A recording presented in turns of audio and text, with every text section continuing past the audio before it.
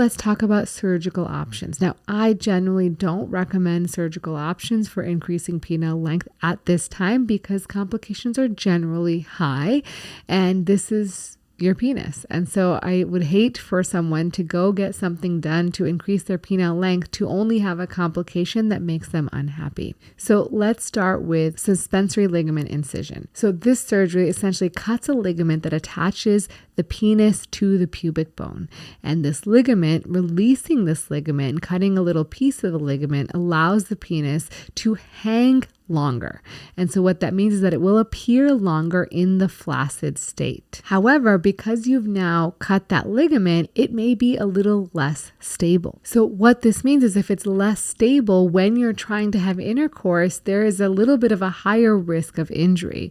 Also, after surgery, you would need to continually sort of stretch the penis to prevent reattachment of that ligament or scar tissue from forming between the two ends of the ligament that will then essentially do exactly what it was before, or maybe even make it appear a little shorter. And then there's also risk because that area is essentially very close to where the nerves to the penis are. They're at the dorsal aspect or the top aspect of the penis.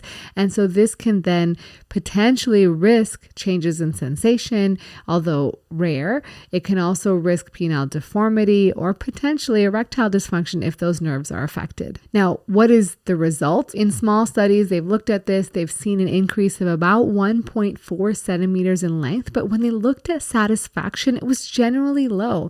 About a third of men were actually satisfied with the results of their surgery. Because again, 1.4 centimeters after undergoing a surgery and then having an unstable penis may not be very desirable. Next up is a penile silicone sleeve implant. This is an FDA cleared device that is used for cosmetic augmentation of the penis or correction of penile deformities. Now, it is basically inserted underneath the skin in a pocket underneath the skin of the penis to then allow the appearance of a longer and girthier penis. And it is cut to fit you specifically. So there's a relatively new study that came out this year in 2024 looking at outcomes. In this study, they had 299 men who underwent this implant between 2020 and 2022, and they looked at their outcomes. The good part about the study is they weren't just from one surgeon. They actually had 4 different surgeons who were all performing this surgery. On average, they saw really impressive increases, about 4.1 centimeter increase in length and a 3.4 centimeter increase in girth.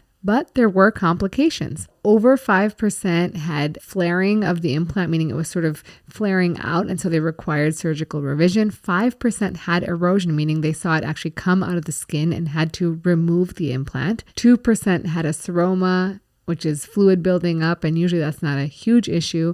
1.3% had infection. And when you have an infection with an implant, usually that means you have to remove the entire thing. Now, I will say these results sound really good, but as a urologist who speaks to other urologists and sees patients who've had this surgery, I will say when I see patients who have complications, they're not small complications. They are relatively life-changing complications for these patients. And so I would really take your time to consider the risks and benefits, because if a risk is 5%, but it happens to you, it happens to you. And so I tell patients this all the time, even before I see them for surgery, is I'm going to tell you these risks. They're relatively rare, but if it happens to you, it happened to you 100%. It didn't happen to you 5%. And so it's really important to think about those things before you have a major reconstructive surgery. But again, these are cosmetic surgeries. And so any cosmetic surgery, whether it's plastic surgery, penile lengthening, you have to really seriously consider the potential for risk. Next up, we have fat grafting or dermal grafts. These surgeries are essentially meant to increase girth. They're taking parts of your body, your dermis or your fat, to then attach to your penis and increase girth. This sounds great, right? Because we're not taking anything foreign, we're not putting an implant in, we're actually using your own tissues. However, the results have been relatively modest. They've seen at least a temporary increase in girth of somewhere around 2 to 3 centimeters. However, they see that that does decrease over the course of at least the first year, and they're seeing that that girth is maintained about 60 to 80% in the first year, but we don't know long-term effects. And of of course, there are risks. There's risks that it could have an uneven distribution. You could still get infections. You can develop nodules from sutures or from your body's reaction to those tissues, even though that's less likely. And as I mentioned, some of this your own tissue may be reabsorbed by your body, meaning that the girth may not be maintained over the course of time. In terms of other surgical options, there are many that have been described in literature for very small subsets of patients. It has not been done in a large number of patients who are healthy, who are just seeking penile augmentation. So if you find a surgeon that tells you a surgery that you could get to increase penile length, ask them how many patients have they done it on, what is their complication rate, and have them list all the possible complications.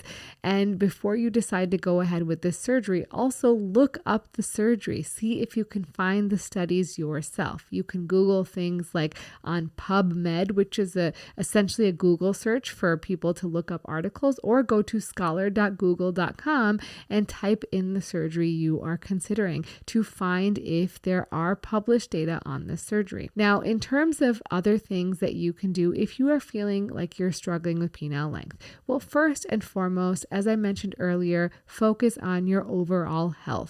Because as you get a better overall health, things will improve. So focus on getting a healthy, unprocessed diet, which includes a good amount of protein and fiber on a regular basis. Make sure to exercise 150 minutes of aerobic exercises a week. And that, if you are not active, can be as simple as going for walks. It does not need to be more intense than that at this point. Now, as you become more healthy and are used to doing 150 minutes of excess walking, then you can add on more cardiovascular exercise, which will be good for your heart.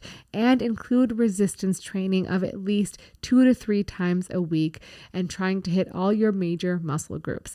Now, these are sort of basic things. Everyone should be doing them for their health. But if you're worried about your penis, there is reason to do these things because they will increase your penile length. As you lose weight, you will see more penile length. Now, I get it. Media makes a big deal about having a long penis. They joke about it, they talk about it, they make comments about it. It makes people feel really insecure.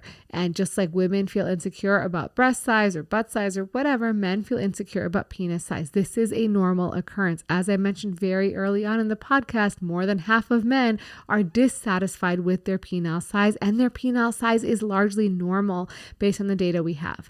So one is, what is making you concerned about your penile length? If you are with a partner, communicate with them about what they enjoy and what they don't. How can you make sure that you are both achieving pleasure? And as I've mentioned on this podcast many times and in my YouTube channel, is that the clitoris is the most common and reliable source for orgasm for women, which does not require a penis to be penetrating the vagina. That can be done with oral, manual, vibration, a whole host of stimulation that does not necessarily require penetration. And so you and your partner can have wonderful, amazing connections, pleasure, joy, and sexual encounters with a even under average penis. So it doesn't matter for the purposes of that. Now, yes, there are absolutely women who prefer a larger penis, likely because they do derive a significant amount of pleasure either from stimulation of the G erogenous zone, which is on the anterior wall of the vagina or the top of the vagina near the urethra, or the cervix. And in those women, you may need to get more creative. You may need to bring toys in the bedroom with you. And that doesn't mean that you're less of a man. That means that you are prioritizing your partner's pleasure, and that is unbelievably sexy. And if at the end of this video you are still considering doing something to increase penile length, I would strongly encourage you to try non-invasive options first. And the one that I would recommend at this point would be a penile traction device. There's a whole variety of them on the market, and I plan on making a video about penile traction devices and the different options available on my YouTube channel. So if you are not subscribed there already, please do hit that notification bell so you don't miss the video when it comes out from me. If you guys have been enjoying my content, do me one solid favor.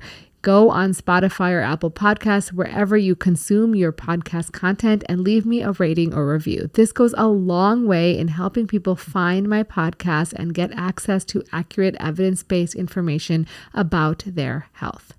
And as always, remember to take care of yourself because you're worth it.